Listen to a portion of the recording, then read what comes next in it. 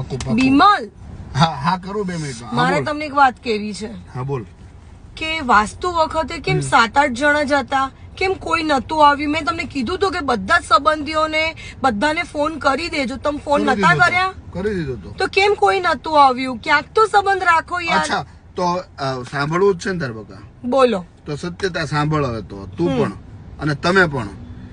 મેં જયારે ફ્લેટ લીધો બરાબર, લોન કરાવી ત્યારે ઓછી લોન થઈ તો 10 લાખની જરૂરિયાત હતી. હા 5 લાખ આપણી પાસેથી થઈ ગયા હતા. હા પણ જે તે સમયે 5 લાખની જરૂરિયાત હતી ને ત્યારે મેં જેને ફોન કર્યા ને એને શું કીધું સાંભળવું છે?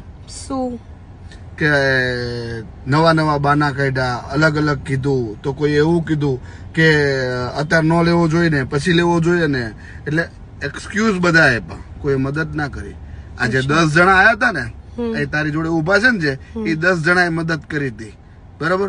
અને આજે એ 10 જણાની મદદ થી આટલા અહીંયા છીએ. અને હું તને ખાસ કહી દઉં, તમને પણ કહી દઉં કે કોઈ પણ ભીડ ઉભી હોય ને આપણી પાછળ, એ ભીડમાં જયારે સંકટ સમયે આપણી પાછળ કેટલા છે ને એ સંબંધ સાચો બરાબર. ખરાબ સમયે કામ લાગે ને એ સંબંધ સાચો. પૈસા હોય ને વાહે બધા ઉભા રહે ને એ કઈ કામનું નહીં. અને આવો અનુભવ તમારો પણ હોય ને તો કોમેન્ટ જરૂરથી કરજો.